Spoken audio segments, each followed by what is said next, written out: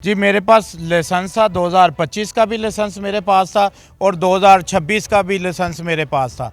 जब इधर एसपी साहब मौके पे आए हैं और साथ में पुलिस वाले आए हैं तो मैं इधर मौजूद नहीं था। मुझे कॉल की गई, भाई आपके डेरे पे पुलिस आई हुई है।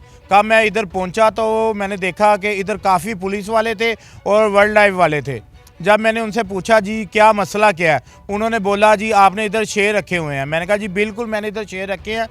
तो कहते आपके पास कोई लाइसेंस है? मैंने कहा जी बिल्कुल लाइसेंस है। कहते मुझे दिखा दो। मैंने कहा ये लाइसेंस है। कब उन्होंने लाइसेंस आपका आपके पास किस चीज़ का था? मेरे पास ब्रीडिंग फार्म का लाइसेंस था।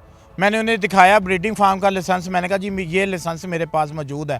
तो एसपी साहब कहते जी आपने ये किधर का लाइसेंस है? उन्होंने कहा ये शेखपुरा का है। मैंने कहा जी बिल्कुल शेखपुरा मेरी ज़मीन है।